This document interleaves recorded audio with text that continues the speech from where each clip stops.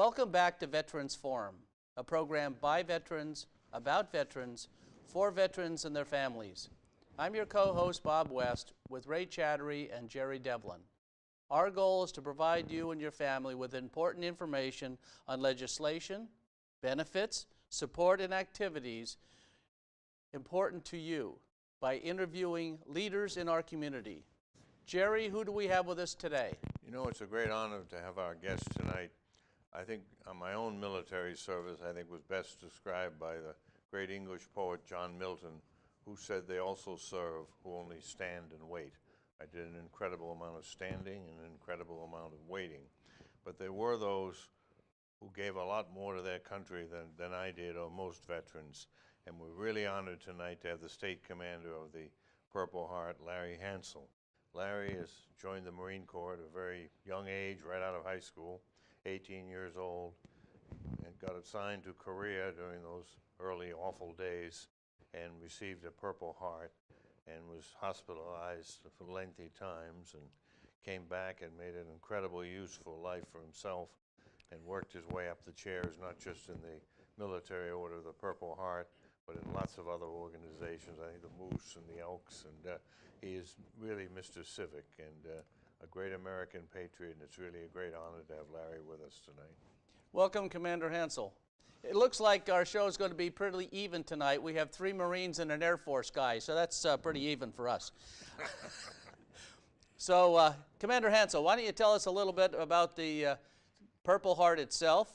As I understand it, it's the oldest medal started by George Washington. George Washington, up on the Hudson River, he declared 2 men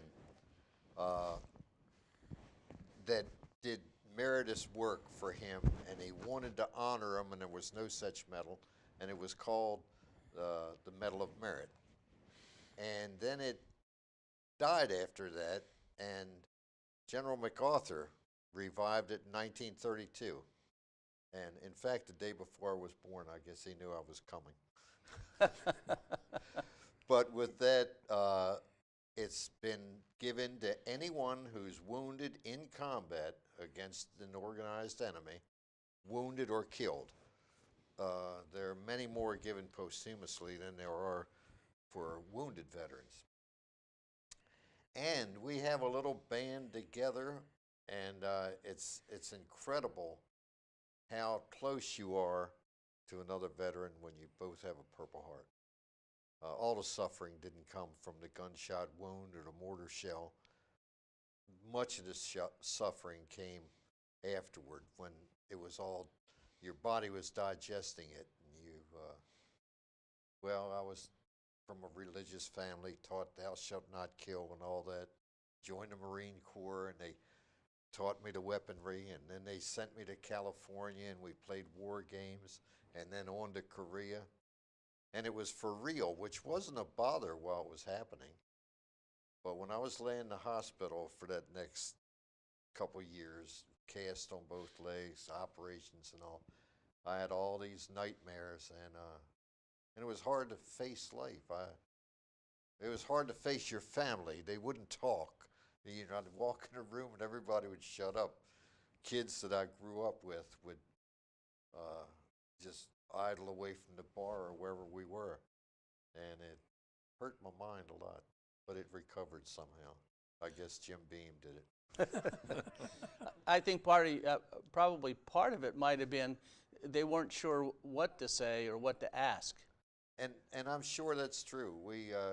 I lived in Deal, and we had one other Purple Heart veteran down there who was wounded in World War II. And then we had my closest friend was a Marine in World War II, and he pumped me full of Marine juice before I was old enough to join, so that's probably the reason I joined. And by the way, I was in Deal, which is down below Annapolis, and in Bethesda Hospital. He lived in Deal yet. And every Saturday, he and his wife would drive from Deal to Bethesda Hospital to spend a little time with me. No beltways or anything, through the city. And that's how great a friend we were. Mm-hmm. Now, you're in the Eastern Shore or Southern Middle? Eastern Shore. Eastern Shore. Yes. And like all the other organizations, we're trying to get membership up and awareness of what we do and how we support our fellow veterans and their families. I'm sure you must have some outreach programs like that also. Yes, some work better than others, but one I brought up one at our JVC meeting, and it was kind of snuffed out. But the first week we made placemats, and what I did, I got takeoff from your joint veterans. I got the 5 VSOs in Easton together, and we made up a placemat with the 5 places had their message on, and Uncle Sam was in the middle pointing at you, we need you. And the first week we got 2 members for chapter 7 or post 70 of the American Legion. And they're dribbling in, and some called me that didn't have a Purple Heart, and I referred them to somebody and got them to sign. And the main thing I tell my members in all the chapters is always wear something that signifies that you're a Purple Heart veteran. Starts a lot of conversations. People will say, "Oh, do you have a Purple Heart?" And you get started, and they're kind of on the hook when they say, "Do you have a Purple Heart?" If they have one. And other things we do, you just have to keep it aware all the time. We try to get in heavy traffic areas for Viola drives, and we always have applications there, and we distribute a lot of VA brochures with their new things that are offered from the VA in 2017. We have a booklet on those. We have brochures on the state's cemetery requirements and what you have to do and teach you to plan ahead of time. And also we do a lot of things like that with it, and it all leads to membership, and you just have to talk about it all the time. There's no secret way except keep it alive. About 5 or 6 years ago, I had a high-ranking official in the Purple Heart say to me, he said, anybody who has a Purple Heart, we're looking for you to join, but we're really not actively looking for new members, which is very unusual because, the only time you can get the Purple Heart is when we're at war. So like I said, it was just one of those kind of tongue-in-cheek things, that he said, and never thought about it that way before. Now, Jerry, there's a lot of legislation that went into disabled veterans and things like that Maryland has that many other states simply don't have. In fact, there's an interesting story in the paper today. I think it was in Georgia or North Carolina. A veteran, 92-year-old veteran, got a Purple Heart that he had earned in the Battle of the Bulge. He was a radio operator and got shot, and the radio pack was on his back, saved him. And then a mortar round hit the building and fell on him and broke his back. And they've just awarded him the other day the Purple Heart. So it's not too late to get one. No. Well, if they need us, Bob, we're available. That's true. I'm really interested in how to attract new members. This idea of placemats, where did you put the placemats? Well, they cost us around $0.10 a piece. Yeah. And we went to small restaurants. In fact, some of the other restaurants, Roberto's Pizza Place and Federalsburg Restaurant, places that didn't get asked a whole lot of times. And then some of the places, what's the one that says we don't cut corners? Lido's. They took a load of them. Hardee's took a load of them. And they said if anyone else isn't using them, bring them when, if you find out. If nothing else, it's good promotion, and it saves them some money. Yeah, they get free placemats. Yeah. And one thing I found out just a couple weeks ago, the first time I put them out, I got 2 calls, I think it was. And the next time I put them, I went to eat in a restaurant. They had turkey and dumplings, which I love, or chicken and dumplings. So I gave them another pile, and immediately I got a couple calls. And I think what we have to do is hit them repeatedly with that. Oh, yes. You digest it once, but you're talking to other people and doesn't have. You come back again a week or a couple weeks later and read it again and say, you know, damn it, I have a Purple Heart. Why don't I? Why don't I call this guy?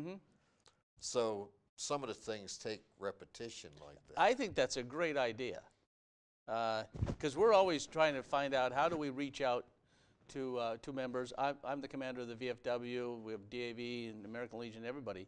But I think that's a great idea because you got all the service organizations in your area to join in, and I think that's just a fabulous way of doing it. Do you have a copy of your, still have a copy of that? Not with me. We're in my wife's car. Okay. But I'll make sure you get one. Okay, very good. Then this way I'll show Bob, and between the DAV and the VFW Marine Corps League, of course, we have the Legion right down the street too. We may be able to work something out and get a conglomerate together. I think people in town eat, so I mean. Yeah, oh, that's- yeah. And There's like 52 eating places in Bowie. Oh, more than that. There is more now? Like 90. a 90 couple now? other ones that the guy from American Legion told me he's contacted Chick-fil-A and they're going to use them. Oh, yeah. And it was another one of I think it was Golden Corral. They're going to use them. And they wanted 500 to start with. They're great champions of veterans schools. Right. And so is Texas Roadhouse. Yes, Right. yes. Oh, yes. We Right don't- here in Bowie. We don't have one of those. We're just a little pipsqueak town. Yeah. So as the state commander, I imagine you have chapters throughout Yes. the state. I have 5 chapters, and they go all over the state. I mean, some of the guys go a long way. They come up to Cheltenham. I was talking to guys who live down in La Plata and Brandywine and everywhere. So some have some traveling to do. But if you have something happening, they'll come to meetings and they'll be active. If you let it just die down and have an old man's club where you drink some coffee and go home, the young guys don't get interested. You have to make it something exciting enough for the young guys to get interested. One thing I do want to mention, and this is very notable, the Purple Heart on the holidays will have the cemetery at Cheltenham open and man from about 8 to 4 so that they're not closed that day because the state won't pay overtime for the state employees to be there. So the Purple Heart volunteers, and that's very, very noteworthy, Larry, and I think it'd be good for our audience to know that you do that. That's a good chapter down there. It's chapter 2222. Right. In fact, that's Charles's chapter. And You'll we'll be on- meeting Charles in a little bit. Yeah. Okay.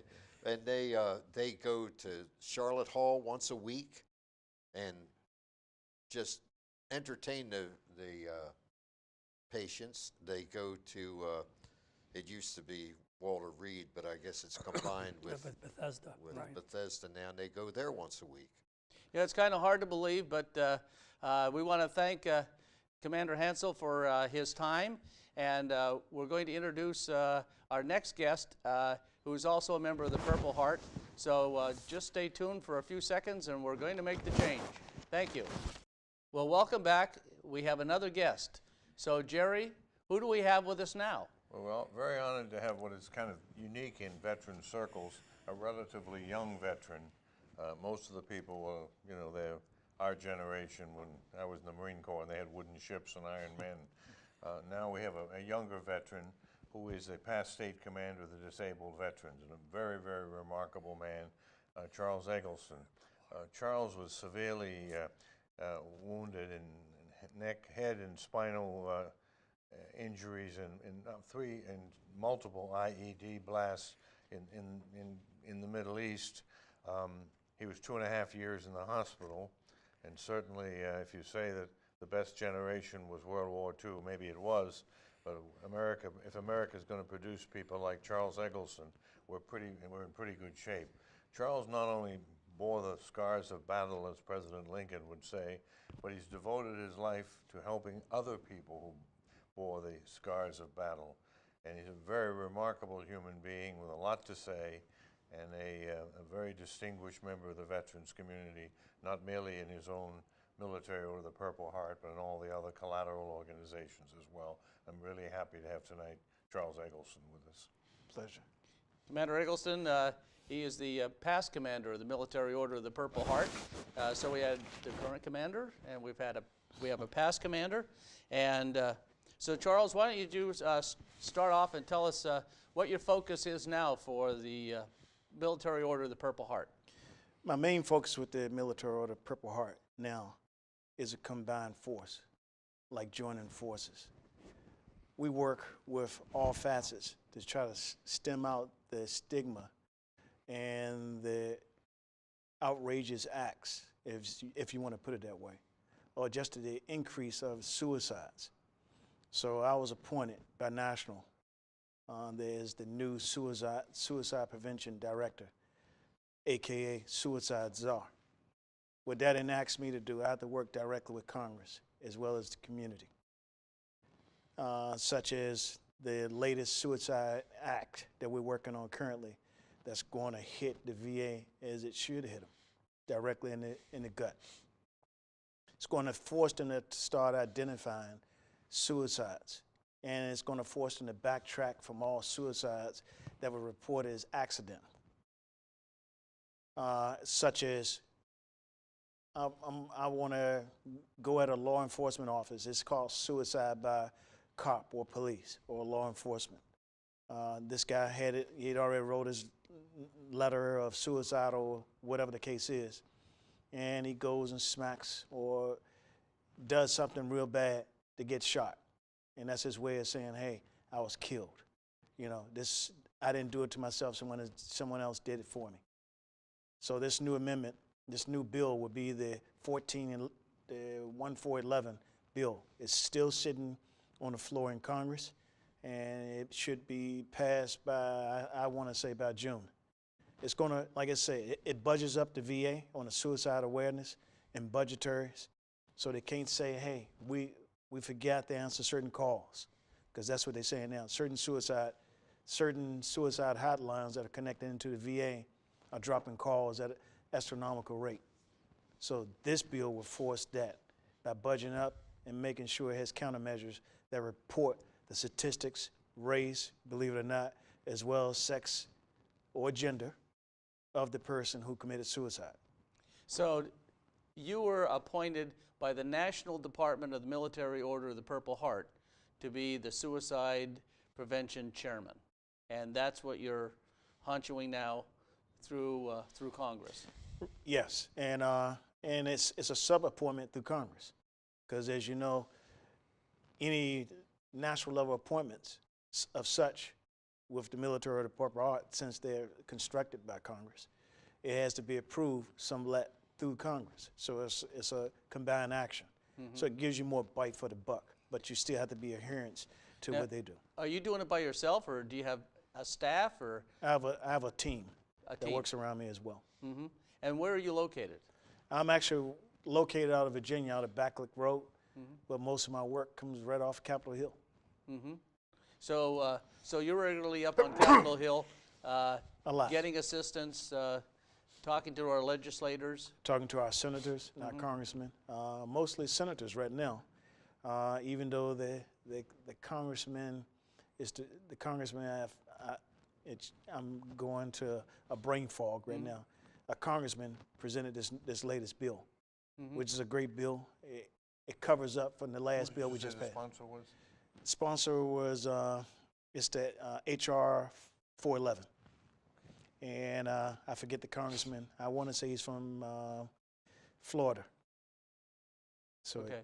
I may be right. It's either Florida or Georgia, one of those congressmen. There's one statistic that I heard, I really didn't do any research, but I heard it from a very reliable source, that there was 58,000 killed in Vietnam in 12 years.